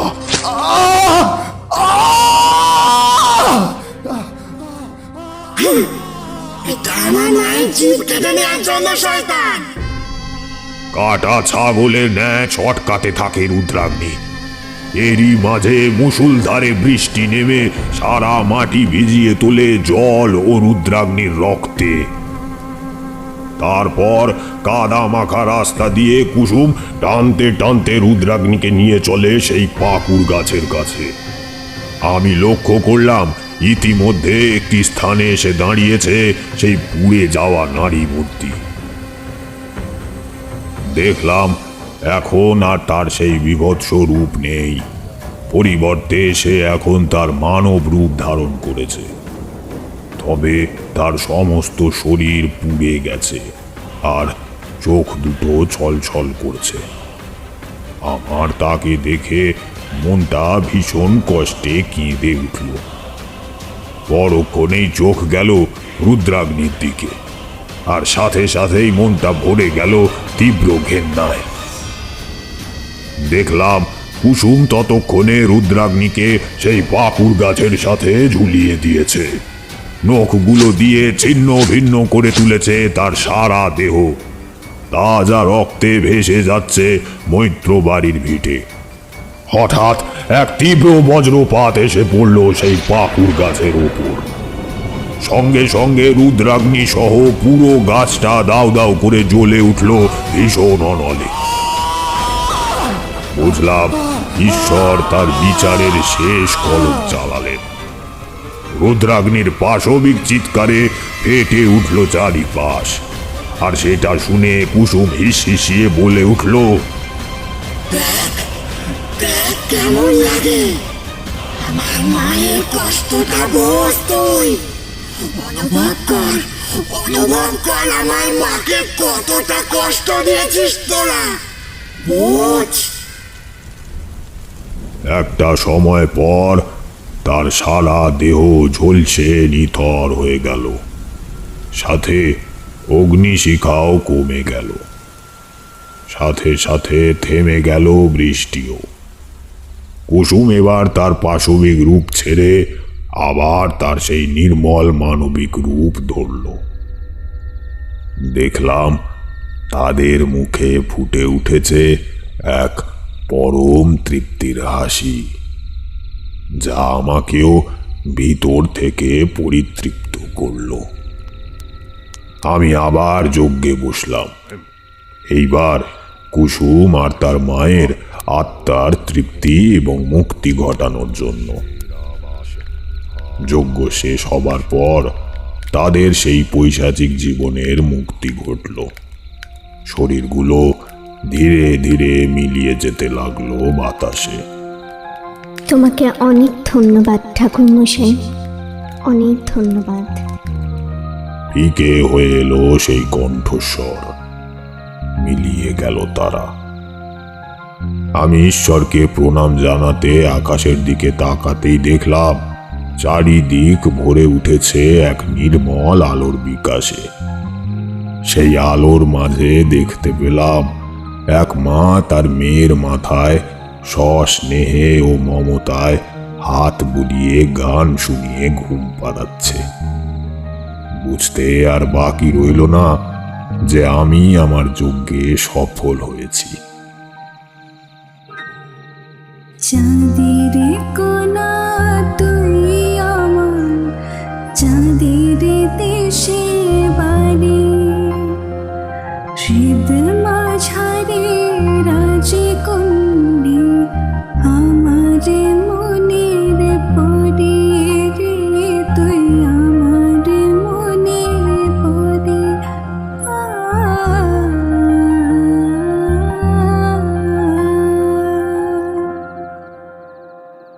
এক অদ্ভুত আত্মতৃপ্তি নিয়ে নিজের বাড়ি ফিরে এলাম।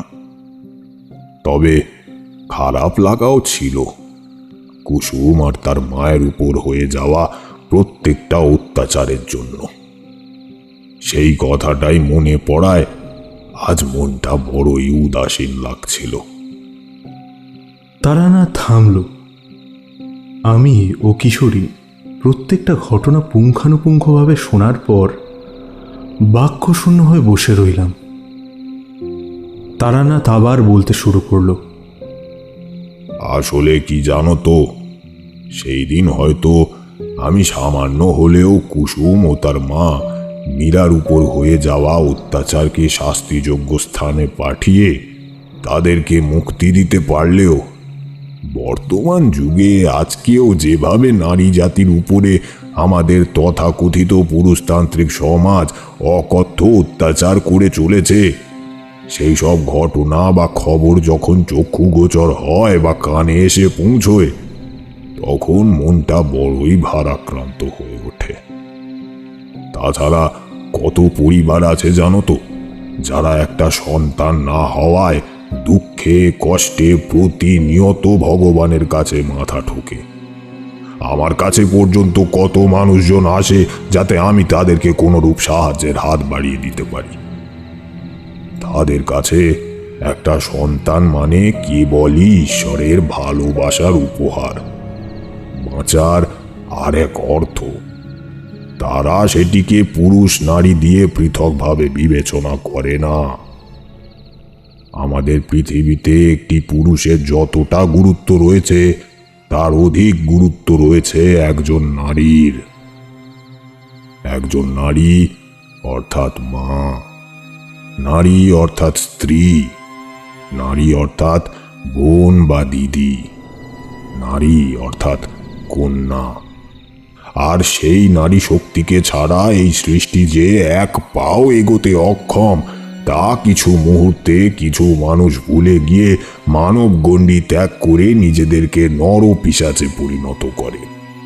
কিন্তু সময়ের চক্রে তাদের কৃতকার্যের পরিণাম হিসাবে ভগবানের কাঠগোড়ায় তারা সর্বদা দোষী সাব্যস্ত হয়ে উপযুক্ত শাস্তি পেয়ে থাকে। সত্যি বলতে, তারা যখন শাস্তি পায় ও নারী জাতি তাদের প্রাপ্য সম্মান, প্রাপ্য অধিকারটুকু পায়, কেবল তখনই একজন প্রকৃত পুরুষের চোখে রাত্রি শেষে শান্তির ঘুম নেমে আসে। নারীর সংজ্ঞাটা তাই বদলানো দরকার হে, বদলের দরকার। আমি চুপ করে বসে রইলাম। আজ এই গল্প বা ঘটনার মাধ্যমে তারানাথ যে শিক্ষা আমাদের প্রদান করলেন, তার অর্থ যে কতটা গভীর তা সম্পর্কে আমিও কিশোরী দুজনেই অবগত। জীবনেই প্রথম কিশোরীর চোখে আমি জল দেখলাম। পকেট থেকে রুমালটা বার করে ভিজে আসা চোখটা মুছে কিশোরী তারানাথের উদ্দেশ্যে বলল, আজ কিছু বলার মতো ক্ষমতা আমার নেই। শুধু এইটুকু বলতে পারি, আজ আপনার দৃষ্টিভঙ্গি দিয়ে, এই গল্প দিয়ে কিছু জিনিসকে নতুনভাবে দেখতে শিখলাম, বুঝতে শিখলাম। আপনাকে ধন্যবাদ দিয়ে ছোট করব না মশাই। আপনি আমাদের সকলের এমনি এমনি এত কাছের নয়। মৃদু হেসে তারানাথ উত্তর করলেন, মুখোশের অন্ধকারে পিশাচ নয়, স্পষ্টবাদী দিবালোকে প্রকৃত মানুষ হও, যাতে মান হুঁশ উভয়ই বজায় থাকে। অনুকূল স্রোতে নয়, প্রয়োজনে খরস্রোতা নদী হয়ে প্রতিবাদে গর্জে ওঠো। কেবল একজন প্রকৃত স্পষ্টবাদী মানুষ হও। জীবনের এক অন্যতম অভিজ্ঞতা ও পাঠ শিখে দুজনে মিলে বাড়ির অভিমুখে হাঁটা লাগালাম। বাড়ি ফিরে সম্পূর্ণ ঘটনাটা ডায়েরিবদ্ধ করে ফেললাম। ডায়েরিটা বন্ধ করে এক মনে বসে বসে কথাগুলো ভাবছিলাম। হঠাৎ দেখলাম গিন্নি এসে আঁচলের খুঁট দিয়ে কপাল ভিজিয়ে তোলা ঘাম মুছতে মুছতে একগাল হাসি হেসে বলল, ওগো শুনছো, আজ তোমার পছন্দের পোস্তের বড়া করেছি গো, নিজের হাতে। দুটো দিয়ে যাবো, গরম গরম খাবে তুমি?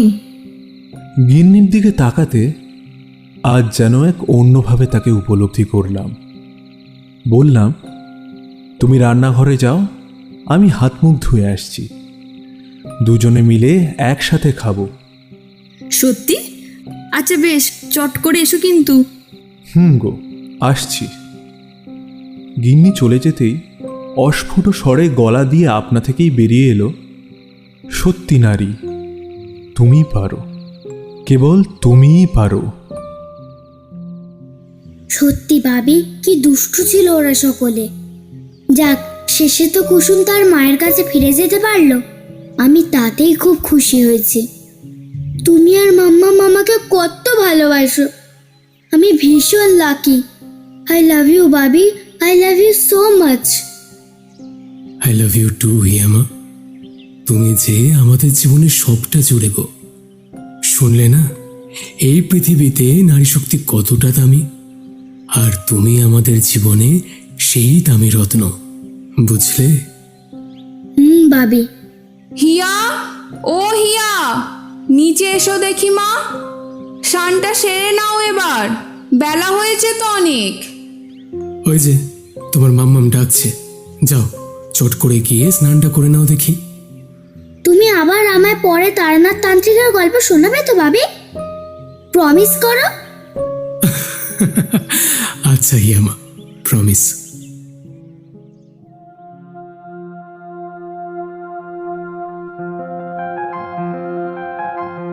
শুনছিলেন কুমারজিৎ কুণ্ডুর লেখা তারানাথ তান্ত্রিক ও সময়চক্র। আজকের গল্পে হিয়ার চরিত্রে মানসী, মেঘার চরিত্রে সুতপা, পৃথ্বীশ এবং রাজশেখর মৈত্র চরিত্রে কুমারজিৎ, গল্পের কথক অরিত্র, গল্পকথকের স্ত্রী সাক্ষী, কিশোরী রূপম, চারি দিয়া, রুদ্রাগ্নি দেবাশিস, পিশাচিনী মৌমিতা, কুসুম রুদ্রাণী, চারুলতা দেবী সঞ্চারী, মীরা মৌসুমী, গল্পের সূত্রধার হরিকাকা, পুরোহিত এবং তারানাথ তান্ত্রিকের চরিত্রে আমি সুমন। গল্পটি ভালো লেগে থাকলে লাইক করুন, কমেন্টে জানান আপনাদের মতামত, বন্ধু এবং পরিবারের সাথে শেয়ার করতে ভুলবেন না। চ্যানেলে নতুন হলে সাবস্ক্রাইব করে পাশে থাকা বেল আইকনটি প্রেস করে দিন, যাতে আমাদের সমস্ত নোটিফিকেশন আপনাদের কাছে সবার আগে পৌঁছয়। আর তৈরি থাকুন আমাদের পরবর্তী গল্পের জন্য।